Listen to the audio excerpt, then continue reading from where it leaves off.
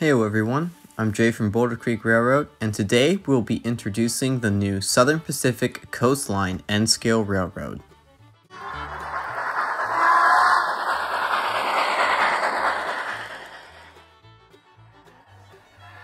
Welcome everyone. Today I'll be introducing my new N-Scale layout project. This is pretty big for me. I had my old railroad, the J&BC Railroad, for 10 years. And I finally decided that I wanted to move on and create a new and improved layout using the modeling skills I have gained from working on my first layout.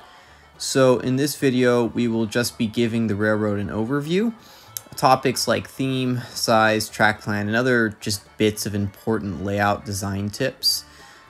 This is the first episode in a multi-part series documenting my process for building a layout while also giving you folks some tips and techniques for building your layout.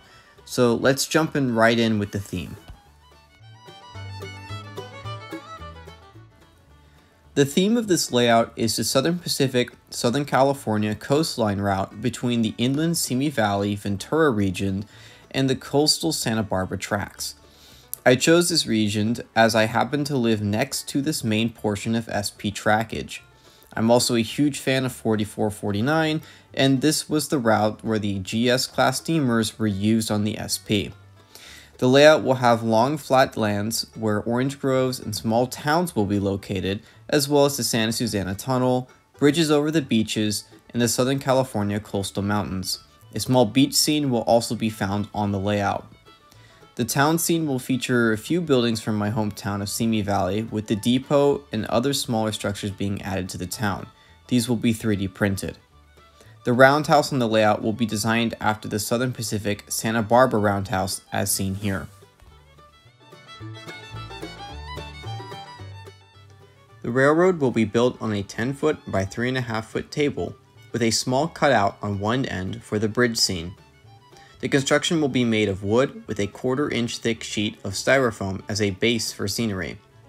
The track will be composed of Kato Unitrack with a minimum inch radius of 15 inches on the main track, as I use large articulated steam locomotives and passenger cars. I'll be using a Kato system for its ease of accessibility, large selection of parts, and quality track. Power will be provided through an NCE Power Cab DCC system. Everything I use on this layout will be accessible through Amazon, Home Depot, or your own backyard.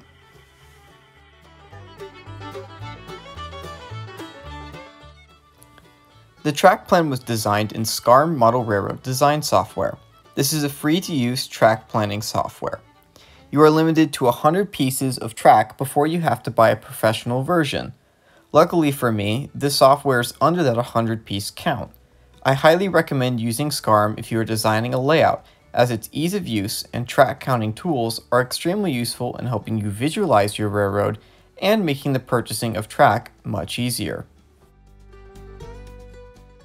So here I have the layout track plan popped up. I designed the layout to have all of the elements I wanted for a layout, those being a bridge, tunnel, turntable, and yard. Starting with the turntable, you can see that I will be reusing my Atlas turntable for this project. However, I will be updating its appearance before adding it to the layout. I will also be adding in another 3 stalls to the roundhouse structure. Since this new layout is built in a garage, I wanted to make sure that I had plenty of space to protect my locomotives from any dust or bugs that might want to make their way into the mechanisms of these engines. The yard is a 4-tracked yard with the smallest spur being 30 inches. The old layout had 6 spurs with the longest being 10 inches, so I end up gaining a larger yard space on this layout with less tracks.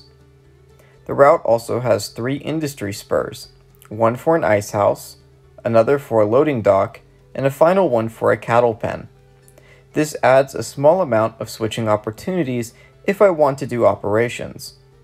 The layout as a whole is a large oval shape. The limited amount of spurs is a personal design choice. I enjoy watching my trains go through scenery more than I enjoy operations. The tunnel on this route is quite large, measuring 6 feet in length. This was intentional, as I wanted to add more realism to the viewer, making the route seem less like an oval. The bridge is 10 inches long and will go over a small beach scene similar to this photograph here. So that sums up our new layout project. Progress has already begun on the layout as benchwork has been completed. Stay tuned for the next Wednesday as episode 2 will be released, where I will show some tips on building benchwork and adding a foam base to your layout. I hope you enjoyed the video and happy railroading.